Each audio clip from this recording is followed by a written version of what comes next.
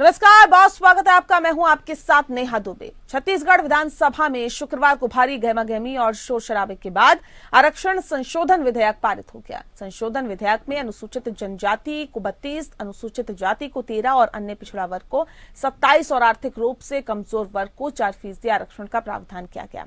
इससे पहले दोनों विधेयक छत्तीसगढ़ लोक सेवा संशोधन अधिनियम और शिक्षण संस्थानों में प्रवेश से संबंधित एक संशोधन विधेयक शुक्रवार को विशेष सत्र के दौरान विधानसभा में पेश किए गए। मुख्यमंत्री ने सभी दलों से छत्तीसगढ़ में आरक्षण के नए प्रावधानों को 9वीं अनुसूची में शामिल करने के लिए प्रयास करने का आग्रह किया है। विधेयक पारित होने के बाद सीएम भूपेश बघेल ने कहा कि छत्तीसगढ़ में अनुसूचित जनजाति, अनुसूचित जाति, अन्य पिछड़ा वर्ग और आर्थिक रूप से पिछड़े वर्ग के लिए आरक्षण के लिए सर्वसम्मति से पारित विधेयक को केंद्र सरकार के पास भेजने का संकल्प भी विधानसभा में पारित हो गया है। इस संकल्प में केंद्र सरकार से अनुरोध किया गया है कि वह इस आरक्षण प्रावधान को 9वीं अनुसूची में शामिल करे। मुख्य विपक्षी दल भाजपा भी इस संकल्प में साथ देती हुई नजर आई, तो साथ ही साथ राज्य की जनता को और अच्छा लगता अगर ऐसा होता कि भारतीय जनता पार्टी भी इसमें साथ देती, ये कहा गया। साथ ही आपको बता दें कि सीएम बघेल ने कहा है कि मैंने सभी दलों के नेताओं से अनुरोध किया है कि वे विधानसभा अध्यक्ष के नेतृत्व में प्रधानमंत्री के पास चलें और आरक्षण प्रावधानों को 9वीं अनुसूची में शामिल करने का अनुरोध करें। हमें राज्य की जनता के हितों को दलगत राजनीति से ऊपर उठकर देखने की जरूरत है। सदन में बहस के दौरान विपक्ष पर तीखा हमला करते हुए सीएम भूपेश बघेल ने कहा है कि उस सरकार के लोग विपक्ष में हैं और वे हम पर सवाल उठा रहे हैं, लेकिन 2004 से लेकर 2012 तक की लंबी अवधि तक जब अनुसूचित जाति और अनुसूचित जनजाति और अन्य पिछड़ा वर्ग के लोगों का नुकसान होता रहा, तब इन्हें इस बात की चिंता क्यों नहीं हुई। राजनीतिक जानकारों के मुताबिक आगामी विधानसभा चुनाव में फिर से सत्ता पर काबिज होने के लिए राज्य की कांग्रेस सरकार ने आरक्षण का दांव चला है। आपको बता दें कि झारखंड के बाद जिस तरह से छत्तीसगढ़ में आरक्षण बढ़ाया गया, उसे 2024 के लोकसभा चुनावों के साथ राज्य विधानसभा चुनावों से जोड़कर देखा जा रहा है।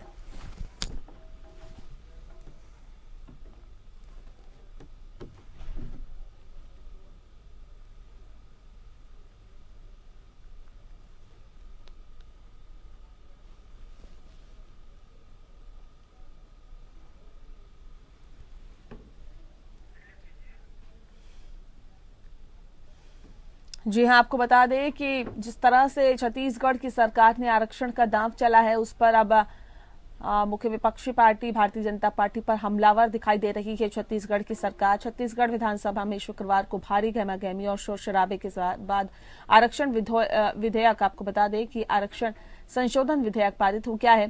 संशोधन विधेयक में अनुसूचित जातियों को 32% और अनुसूचित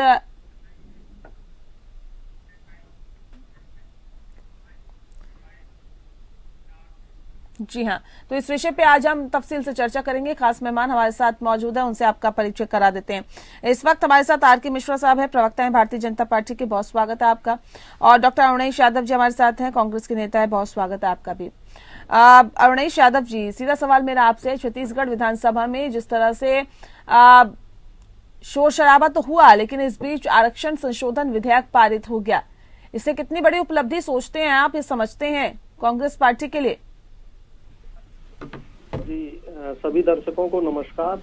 जैसे कि आज जो मुद्दा है आरक्षण को लेके, तो इसमें देखने वाली बात ये रही है कि छत्तीसगढ़ में जो मेजोरिटी है आबादी की, वो अनुसूचित जनजाति की है, आदिवासियों की है, और कहीं ना कहीं पुरानी सरकारों द्वारा उनकी अनदेखी की जाती रही है और स्वागत योग्य फैसला होना चाहिए। और मैं ये मानता हूं कि इस तरह का फैसला हर राज्य सरकार ले, जिस राज्य में जिस तबके की आबादी ज्यादा है, चाहे वो अनुसूचित जाति हो, जनजाति हो या पिछड़ा वर्ग हो, तो उसको उसके अनुपात में सहूलियतें मिलनी चाहिए। क्योंकि संविधान हमें ये कहता है, या संविधान या लोकतंत्र में हम ये बात कह सकते हैं कि हर व्यक्ति को बराबरी का दर्जा मिलना चाहिए। देश को आजाद हुए लगभग 75 साल हो चुके हैं और हम लोग आजादी का अमृत महोत्सव मना रहे हैं, लेकिन अभी भी हमारे देश में एक बहुत बड़ा तबका ऐसा है जो साधनों और संसाधनों से, या फिर हम ये कह सकते हैं कि उनके पास सीमित साधन है, सीमित संसाधन है। तो चाहे केंद्र सरकार हो या राज्य सरकार हो, उसको दलदल से ऊपर उठकर देश की जनता के लिए इस तरह के फैसले लेने चाहिए। और मैं भूपेश बघेल जी का आभार व्यक्त करता हूं कि इतना साहसिक फैसला उन्होंने लिया है। और मैं उम्मीद करता हूं कि भारतीय जनता पार्टी भी, चूंकि लगभग 2/3 राज्यों में बीजेपी की सरकार है, तो बीजेपी भी इस तरह के साहसिक फैसले ले, जिससे कि ज्यादा से ज्यादा जो देश की आबादी है वो मुख्य धारा में आए, और जो शिक्षा और रोजगार में जो तबका अभी वंचित है, खासतौर से हम शिक्षा के अधिकार को समझें, क्योंकि जब तक हमारे देश का हर व्यक्ति शिक्षित नहीं होगा तब तक कहीं ना कहीं हमारे देश के साधनों का और संसाधनों का दुरुपयोग होता रहेगा। अभी भी हमारे देश में कहते हैं अन्न की कमी नहीं है, लेकिन क्या है कि वो अन्न हर व्यक्ति तक नहीं पहुंच पाता है। हमारे देश में साधनों, ठीक है सर, ठीक है, मैं लौटती हूँ आपके पास। मिश्रा साहब, मैं सीधा रुख आपका कर लेती हूँ। अब सवाल इस बात को लेकर है, देखिए, कह रहे हैं कि कांग्रेस पार्टी ने एक साहसिक फैसला लिया है, छत्तीसगढ़ की सरकार ने। भारतीय जनता पार्टी की सरकार ये साहसिक फैसला नहीं ले सकती, कम से कम साथ तो दे सकती है। आपने तो साथ भी नहीं दिया, विरोध किया, क्यों? देखिए नेहा जी, यहाँ पर विरोध की बात नहीं है, बात है कुछ तकनीकी चीजों की। अब यहाँ पर देखिए, जिस तरह से भानु प्रतापपुर में उपचुनाव होने और 5 दिसंबर को ये उपचुनाव है, 8 दिसंबर को ये नतीजे आए हैं, तो भारतीय जनता पार्टी का एक पक्ष ये है जो कि आप अगर सत्र बुलाना ही था तो 8 दिसंबर के बाद बुलाते, 9 दिसंबर को बुलाते, पहली बात। दूसरी बात, पीसीसी चीफ और सीएम को कैसे पता चला, जो कि बिना नोटिफिकेशन के, और जो कार्य संचालन पुस्तिका होती है विधानसभा के अंदर में, उसमें कहीं पे भी इसका जिक्र नहीं था, जो कि आप 1 या 2 दिसंबर को आप लेकर के आएंगे, विशेष सत्र बुलाएंगे और 5 दिसंबर को चुनाव होने हैं। देखिए, हर एक चीज को देखने की बात होती है। यहाँ पर किस तरह से वोटरों को प्रभावित करने की बात। 19 सितंबर को हाईकोर्ट का फैसला आता है और ये चीज 58% से हाईकोर्ट का 58% असंवैधानिक है और इसको 50% से कम करना चाहिए आरक्षण। और उसी बात को लेकर ये 2012 में रमन सिंह की जब सरकार थी, उस समय से ही ये चली आ रही है। जिस तरह से हो रहा था, उन्होंने 58% किया था। आज हाईकोर्ट के फैसले करके इसको कहा अंडर 50 होना चाहिए। लेकिन ये चीज प्रभावित करने की जहां तक बात है, हमने ये नहीं कहा, हमने कभी भी आरक्षण का विरोध नहीं किया, बल्कि संशोधन विधेयक हमने 2012 में ही रमन सिंह की सरकार में ही आई हुई। और दूसरी बात यह है, जो से वोटों को प्रभावित करने के लिए, उपचुनाव को प्रभावित करने के लिए आपने इस तरह के काम किए हैं। देखिए, फैसले जनता के पक्ष में होने चाहिए, जनता के हित में होने चाहिए, बिल्कुल सही बात है। लेकिन जिस तरह से आप प्रभावित, तो कह रहे जनता के हित में ही है ये फैसला। अगर भारतीय जनता पार्टी हमारा साथ देती तो जनता को और अच्छा लगता। नहीं, यहाँ पर साथ देने की बात तो है ही। आज अगर साथ नहीं होता तो आज के विधानसभा के अंदर में बातें पारित नहीं होती। लेकिन एक वोट 1 दिसंबर और 2 दिसंबर को, और प्रतापपुर में आप 4 दिसंबर को चुनाव होने हैं, क्या आपने चुनाव आयोग से आपने परमिशन लिया था? आपने, आप मुझे बता दीजिए जो कि हाँ, चुनाव आयोग से आपने परमिशन लेकर के इस तरह के सत्र बुलाया, सत्र में आप आरक्षण का प्रावधान किया। जवाब दीजिए अवनीश जी, जवाब दीजिए जल्दी से जी। बिल्कुल, चुनाव आयोग से परमिशन ली थी क्या? आरक्षण जो है 50% से कम होना चाहिए, बिल्कुल सही कह रहे हैं। अब इसमें अभी सुप्रीम कोर्ट ने भी 10% ईडब्ल्यूएस पे भी एक विवाद चला था, जो सरकार द्वारा 10% ईडब्ल्यूएस कोटा दिया गया, तो वो भी 50% के ऊपर आ रहा है। और दूसरी बात, जो हमारे बड़े भाई साहब ने कहा है कि ये आरक्षण का विरोध नहीं कर रहे हैं, तो मैं बड़े भाई साहब से निवेदन करना चाहता हूं कि मध्य प्रदेश में भी अभी पिछड़ी जाति को 27% आरक्षण मिलना चाहिए, लेकिन अभी भी उनको 14% आरक्षण मिल रहा है। जब कांग्रेस की सरकार बीच में कुछ दिनों के लिए आई थी तो उन्होंने 27% का विधेयक रखा था, जिसको अभी मौजूदा शिवराज सिंह जी की सरकार ने खारिज कर दिया। और इसके साथ साथ जब तमाम राज्यों में जहां जहां बीजेपी की सरकार है, तो मैं भाई साहब से निवेदन करूंगा कि कम से कम जो पिछड़ी जाति का जो 27% आरक्षण है उसकी सुनिश्चिति की जाए। उसकी सुनिश्चिति होनी बहुत जरूरी है। कम से कम जो 50% आरक्षण का जो आप कह रहे हैं, 49.5%, वो तो प्रदेश की जनता को मिलना चाहिए। जब आप कह रहे हैं कि हम सब आरक्षण का समर्थन करते हैं, तो जिन राज्यों में ये आरक्षण की व्यवस्था अभी तक लागू नहीं है, ये तो उसको लगे हाथों आप लागू कराइए, क्योंकि 2024 में चुनाव भी है और हमारे प्रधानमंत्री जी भी पिछड़ी जाति से आते हैं। तो मैं ये उम्मीद करूंगा कि 2024 से पहले जितने भी राज्य हैं जिनमें ये आरक्षण की व्यवस्था सुचारू रूप से नहीं चल रही है, तो वो सारी जो है आरक्षण हर राज्य में लगा दिया जाएगा। और रही आचार संहिता वाली बात या चुनाव वाली बात या उसके उल्लंघन वाली बात, तो तमाम राज्यों में आपकी भी सरकारें हैं, आप भी इस तरह के फैसले लेते रहते हैं। तो सर, इससे तो यही बात समझ में आ रही है कि आप लोग भी चुनाव के मद्देनजर इस तरह का फैसला ले रहे हैं। लेते रहते हैं और कई जगह लेते रहते तो है ही सर, उसका मतलब क्या हुआ? अगर आप ये कह रहे हैं कि देखिए चुनाव भी आ रहे हैं, तो चुनाव के मद्देनजर ये फैसला लिया गया है, आरक्षण के बल पर एक बार फिर से आप क्या सत्ता हासिल करना चाहते हैं क्या? 5 साल में कुछ काम नहीं किया यादव जी? जी, मुझसे सवाल है। आपसे ही है सर, आपकी सरकार है जी, जी, छत्तीसगढ़ में। जी।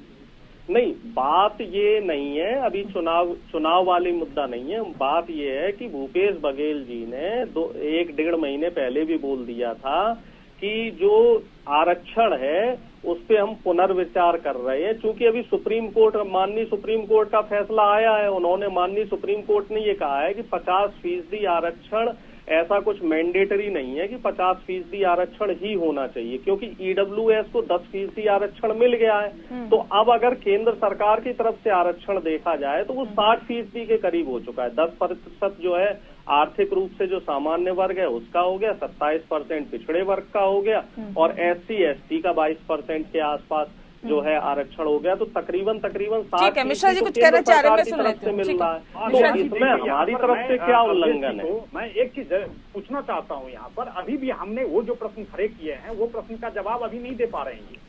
हमने ये कहा है जो कि किस तरह से आप वोटरों को प्रभावित करने के लिए 1 और 2 दिसंबर को आप विशेष सत्र बुलाते हैं और 5 दिसंबर को उपचुनाव होने हैं। आप देखते रहिए। मैंने कहा है जो कि 8 दिसंबर के बाद 8 दिसंबर को जब नतीजे आ जाएंगे, आप 9 दिसंबर को विशेष सत्र बुलाइए। लेकिन उस बात को अभी भी ये गोलमोल कर रहे हैं। पहली बात। दूसरी बात जो है अनुसूचित जनजाति की बात जहां तक हो रही है, 20% से 32% 2012 के में रमन सिंह जी की सरकार ने किया था। आपने क्या किया है? मुझे लग रहा है कहीं न कहीं आप देखिए PCC चीफ को बिना कार्य संचालन पुस्तिका में लिखे हुए उनको कैसे पता चला जो कि 1 और 2 दिसंबर को विशेष सत्र बुलाया जा सकता है? तो इसका मतलब ये है क्योंकि आप सदन को राजनीतिक दुरुपयोग कर रहे हैं और सदन की जो गरिमा है, उपचुनावों को प्रभावित करने के लिए ये फैसला है क्या? अवनीश जी जल्दी से जवाब दीजिए। फिर देखिए, हम तो आपके कार्यों को ही आगे बढ़ा रहे हैं, बल्कि 8 तारीख को नतीजे आ जाते हैं, आप 9 तारीख को विधानसभा का विशेष सत्र बुला लेते हैं। मैं कह रहा हूँ 8 तारीख को नतीजे आ जाते, 9 दिसंबर को आप ये करते, तो हम तो आपके ही काम को आगे बढ़ा रहे हैं, तो आपको तो समर्थन करना चाहिए। अब मुझे तो ये समझ में नहीं आता कि 2014 से पहले आप FDI का विरोध कर रहे थे, जब आप सत्ता में आए तब आप FDI में आ गए। और दूसरी बात आप ये कह रहे हैं, खड़े हैं अभी भी मेरे प्रश्न नहीं, प्रश्न मैं आपके प्रश्नों में ही आपका उत्तर दे रहा हूँ। आपने अभी कहा कि 20% से 32% रमन सिंह जी ने बढ़ाया, उन्होंने प्रस्ताव पारित किया, तो हम तो आपके काम को ही आगे लेके जा रहे हैं। तो उसमें तो आपको जो है हमारी पीठ थपथपानी चाहिए कि जो काम अधूरा रह गया था वो काम हमने पूरा किया। टाइमिंग पे सवाल खड़े कर रहे हैं, बात मत करिए। नहीं, टाइमिंग का देखा जाए तो टाइमिंग तो और भी बहुत कुछ है भाई। गुजरात में जो चुनाव हो रहे हैं वहां पे बार एम्बुलेंस का निकाला जाना, तो उसे हम क्या कहेंगे? वो भी तो कहीं ना कहीं एक चुनावी स्टंट है।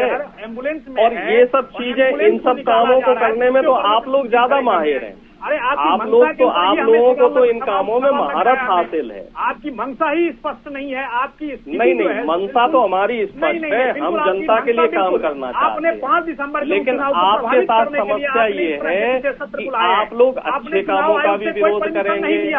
आपने चुनाव आयोग से कोई परमिशन नहीं लिया और 1 और 2 आप तारीख को कीजिए ना, आपके PCC चीफ को कैसे पता चला? अगर हमने माननीय चुनाव आयोग आचार संहिता का उल्लंघन किया है तो आप लोग कोर्ट में जा सकते हैं। अगर हमने माननीय आचार संहिता का उल्लंघन किया है तो कोर्ट का दरवाजा खुला है ना। आप लोग कोर्ट में जा सकते हैं। अब देखिए इस चीज को कोर्ट, देखिए नेहा जी बात वो नहीं है, बात ये नहीं है कि काम क्या हुआ क्या नहीं है, बात ये है कि भाई जाइए ना कोर्ट। अगर आपको ये डर लग रहा है कि ये फायदे के लिए अपना इस्तेमाल कर रहे हैं या फिर विधानसभा का इस्तेमाल कर रहे हैं या फिर ये इन्होंने संशोधन विधेयक जो है वो पारित करा लिया, तो फिर आप जाइए, कोर्ट जाइए। आपके लिए तो कोर्ट का रास्ता खुला हुआ है, ऐसा तो है नहीं कि आप नहीं जा सकते हैं कोर्ट। नेहा जी, हमें अवनेश जी यहाँ पर आज एक प्रतिनिधि के तौर पर यहाँ पर बैठे हुए, अब जवाब उनसे हमें अपेक्षा है। बात ये नहीं है जो कि कोर्ट में जा, हमने विशेषाधिकार हनन का नोटिस भी थमाया है हमने, ऐसा नहीं है जो कि हमने उस चीज का प्रयोग नहीं किया है।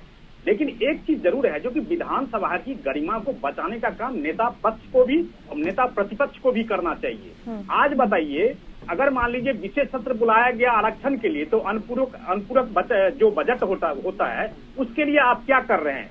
बिना नोटिफिकेशन जारी किए हुए, बिना कार्य संचालन पुस्तिका में लिखे हुए आप विशेष सत्र को बुला लेते हैं। तो ये सारा प्रश्न आज अगर ये प्रतिनिधि के तौर पर यहाँ पर अवनेश जी बैठे हुए, तो क्या हम कोर्ट से जाकर के अभी पूछे क्या?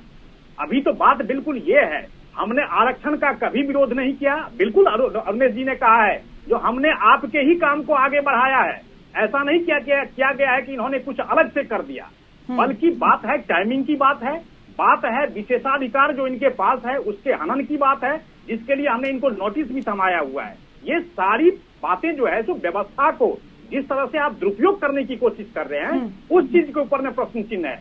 बात ये नहीं है जो कि आपने व्यवस्था का दुरुपयोग कर रहे हैं अवनेश जी आप, और क्या आपको लगता है कि इसका फायदा आपको मिलेगा? उपचुनाव भी है और 8 दिसंबर को उसके नतीजे भी आएंगे, तो ये क्या चुनावों में फायदा आप लोगों को इससे का मिल पाएगा, और क्या व्यवस्था का दुरुपयोग कर रहे हैं आप लोग? देखिए, बड़े भाई साहब की एक बात मुझे बहुत अच्छी लगी, जो भाई साहब ने कहा कि व्यवस्था का दुरुपयोग कर रहे हैं। अब आप मुझे ये बताइए, जहां जहां भी विपक्ष की सरकार है वहां सीबीआई और ईडी के छापे कौन डलवाता है? विपक्ष के नेताओं पे फर्जी केस किसने लगाए? अभी तक आप देख लो, तकरीबन 18,000 केस लगाए गए हैं लगभग पिछले 3 सालों में, 2019 आरक्षण पे रहिए ना सर, ईडी सीबीआई पे मत जाइए, ईडी सीबीआई पे मत जाइए, आरक्षण पे रहिए। 90% से ज्यादा केस फर्जी निकले। तो व्यवस्था का, शासन का, प्रशासन का सबसे ज्यादा दुरुपयोग जो है वो बीजेपी द्वारा किया जा रहा है। अभी उत्तर प्रदेश में भी उपचुनाव लग रहे हैं, वहाँ एक जाति विशेष के पुलिस अधिकारियों को छुट्टी पे भेज दिया जाता है। शासन प्रशासन, जो रामपुर में उपचुनाव हुआ था, लोकसभा का आजमगढ़ में हुआ था, वहाँ शासन प्रशासन का दुरुपयोग किया गया, वहाँ कई लोगों को वोट डालने नहीं दिया गया। तो इस तरह का जो कार्यशैली है इसमें आपने क्या किया? अगर नहीं वोट डालने दिया गया, वोट डालने का अधिकार हर नागरिक को है, अगर वोट डालने नहीं दिया गया तो आप लोगों ने क्या किया? कुछ किया क्या? विरोध कर रहे हैं।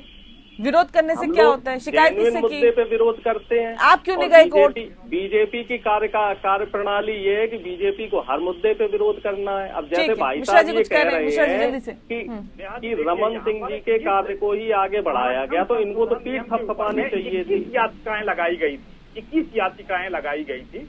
इसको सुनवाई के बाद 19 सितंबर को जब हाईकोर्ट का फैसला आता है, तो आपके पास 2 महीने का समय है। मुझे ये समझ में अभी भी नहीं आ रहा है जो छत्तीसगढ़ के अंदर में ये हो क्या रहा है। 19 सितंबर के बाद 2 महीने आपके बीत गए, आपने कोई विशेष सत्र नहीं बुलाया, किसी तरह का सत्र नहीं बुलाया आपने, और बिना किसी नोटिफिकेशन के आप 1 तारीख को और 2 तारीख को विशेष सत्र बुलाते हैं, बिना प्रतिपक्ष के नेता को कॉन्फिडेंस में लिए हुए, बिना कोई नोटिफिकेशन जारी किए हुए। 5 तारीख को उपचुनाव होने हैं, 8 तारीख को उसके नतीजे आने हैं, 9 तारीख को मैं कह रहा हूं विशेष सत्र बुलाइए। आपने विशेषाधिकार का हनन करते हुए जिस तरह से आप दुरुपयोग कर रहे हैं सत्ता को, इस चीज का जनता आपको बिल्कुल जवाब देगी अवनेश जी, और इस चीज को आप समझ के रखिए। जनता उसको वहां पहुंचाती है जहां से आप पानी मांगने तक के जो है सो पोजीशन में नहीं रहेंगे आप। ठीक है, इसका दुरुपयोग कर रहे हैं आप। और जाहिर तौर पे ये भी एक वाकई बड़ा सवाल हो जाता है कि क्या इसका फायदा कांग्रेस पार्टी को मिलेगा, लेकिन उपचुनाव भी है और ऐसे में विधानसभा चुनाव भी कई राज्यों में हो रहे हैं, छत्तीसगढ़ में भी उपचुनाव है, अनुसूचित जनजाति का आरक्षण बढ़ा दिया गया है, और ऐसे में इस दांव को चलकर वाकई अब देखने वाली बात होगी कि क्या कांग्रेस पार्टी इसका फायदा उठा पाती है या नहीं। बहुत शुक्रिया आप दोनों मेहमानों का हमारे साथ इस खास चर्चा में शामिल होने के लिए। इसी के साथ इस खास पेशकश में इतना ही। नमस्कार।